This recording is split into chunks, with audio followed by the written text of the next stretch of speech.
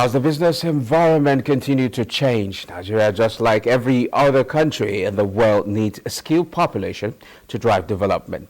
Future skills are crucial for economic development. These skills include digital literacy, data analysis, renewable energy expertise, and entrepreneurship skills. Developing a workforce proficient in these areas can contribute to technological advancements, sustainable practices, and a thriving business environment. Joining me to talk on developing skills for the future in Nigeria is Program Coordinator, TD Lab 2024 Secretary, JCI, so Shamsuddin Adiruju. You're welcome to Business Express. Thank you very much. Looking at the skill space in Nigeria, if you notice that recently there's this JAPA syndrome, we have issues where particular skills in Nigeria or people with that skill set will now have decided to move to other climes to offer services over there, I mean, in those countries when we lack those particular skills. Well, what specific skills do you believe are crucial for individuals to thrive in the evolving job market in Nigeria? Thank you very much. Once again, our uncle. There is no saying that the system of workforce in Nigeria has changed dramatically. And when we want to examine the skills for the future, we are definitely going to be talking about three basic skills to be developed. Number one is the digital skills. Every employer needs somebody who is digitally self-savvy. Not because of the digital literacy in its sense, but they want to cut costs, they want to optimize operations, they want to automate systems, they want to be able to use minimal resources to drive a lot of impact. So employers need individuals that are digitally literate, and that cut across all sectors of the Nigerian economy. Another very important skill is the data analytic skills. And this allows employers to take informed decisions in their organizations. So young people or a young person who understands the intricacies of how the digital world works and how the data world works is liable to actually attract a lot of opportunities in this space. And when you were, laying foundation for your topic, you discussed the concept of JAPA syndrome. Yeah. According to certain reports, we are meant to understand that people that earn foreign exchange earnings in Nigeria between 2018 to 2020 has increased, astronomically. And the reason this is happening is actually because people are already democratizing the acquisition of digital skills in the comfort of their homes. They can, be software engineers, they can be data analytics, they can be content creators, they can be social media managers for organizations abroad. These guys pay in dollars, and by extension, we are having a significant return. Now, how do we get to keep those skilled people? Because it seems like they are being attracted by higher wages in other climes. Yes. How do we make sure that we keep these people so that they can drive a development in our country? Thank you very much. The system or the methodologies of keeping them is simple. And it is a three-staged approach. Number one is an enabling environment for them to thrive in Nigeria. Number two is an intentional system by the government to ensure that wages that even companies in Nigeria that need their skills are commensurate with what they do. The other one is that environment to innovate. And I can actually say that we are doing that already. We just need to ramp up a bit. Recently, the Federal Ministry of Communications and Innovations launched the 3MTT programs. These three MTT programs focuses on about 12 digital skills. These digital skills are expected to skill up the Nigerian youth to work for either companies in and outside Nigeria. So what the ecosystem needs to do is to increase the value chain, ensure that these people that are harnessing, that are having these skills, have an enabling environment to do their thing, to establish, to access funding from government, to contribute to our educational institution, and most importantly, to earn commensurate wages. Okay. How can educational institutions in Nigeria adapt to ensure students are equipped with the necessary future skills? And earlier you talked about mostly digital digital skills. You've not mentioned renewable energy skills as well. That's the green energy skills. Okay, so let me quickly discuss that before we move into the role of the educational institution. Fortunately, I had my master's degree. My thesis was actually on renewable energy.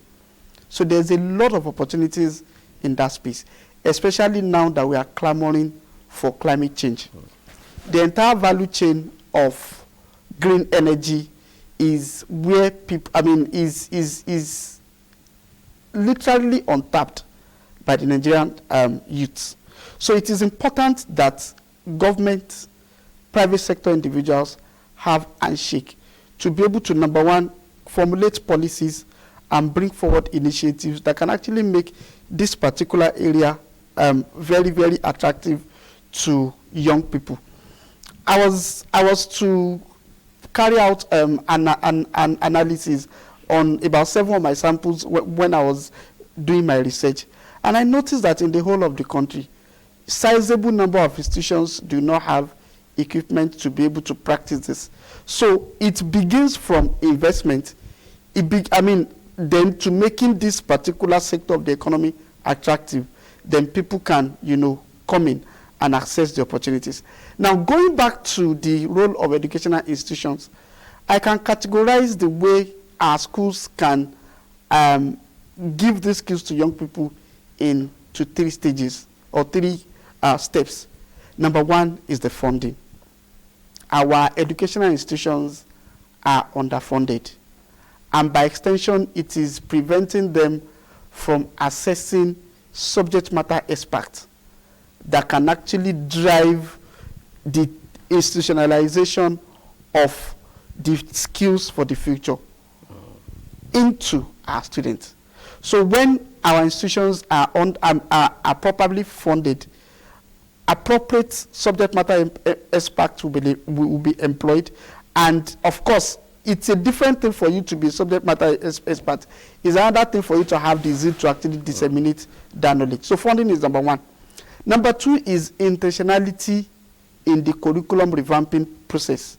Now, the aspect of the curriculum, that's what I'm actually particular about. Because if you talk about, we'll have to wait until the funding comes. And when will it come? We never know. But the knowledge itself, when you look at the working environment, the labor environment, what do employers need? You understand? Then how do we inculcate it, or how do we put it in our curriculum so that we'll be able to pass it to those young people, so that we'll prepare them for jobs of the future and things like that? Thank you very much.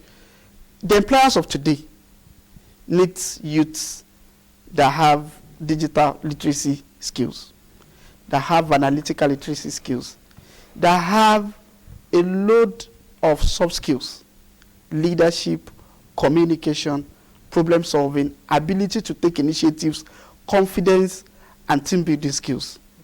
These are the top priority amongst what employers need. in this future. Now, it is now important for us to continue to update our curriculum in this respect. How many of our young people are given challenges to be able to take initiative in our institutions? How many presentations do we even make per semester to increase our communication skills? How do we even disseminate knowledge in class? What is the bonding strategy among students? These are some of the things that need to be inculcated in our curriculum practically. And I was trying to say something the other time about the importance of subject matter experts in whatever it is that we teach in our institutions. Gone are the days where our fathers and mothers use just one way method of teaching.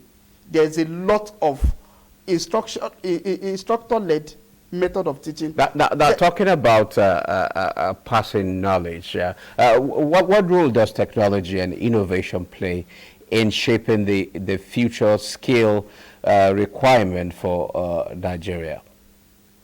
I mean, Nigeria's workforce. There's actually a lot of role that technology and innovation plays. Number one is the utilization of AI. A lot of people are afraid now that AI has actually taken over the space and might actually but the digital skills, the digital skills. I mean the AI skills. There are AI skills as well. So it's important that technology has brought AI. AI has come to stay. What we need to do is to learn these skills and learn how to properly use it to optimize our work. That's one. Two, technology and innovation plays a role in automating our system. A lot of work that you can do in 5 hours now can be done at, in 5 minutes. And again, it takes us back to that acquisition of the skills, and knowledge of automation. Technology and innovation has also brought a lot of cross-functional communication and collaboration skills. Gone are the days where we have our meetings in a crowded environment. Via Zoom, via Google Meet, decision can be made.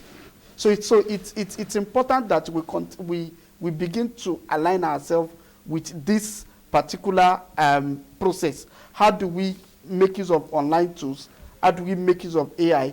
How do we make use of our automation process to be able to drive results and optimize our optimize production in whatever it is that we do in our workforce? So technology and innovation has come to stay.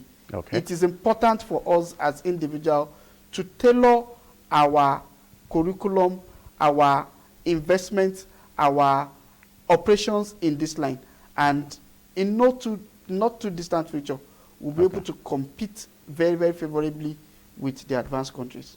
Okay. Thank you very much, Shamsuddin Adiroju. It's a pleasure having you on the program. It's my pleasure. Thank you very much for the opportunity.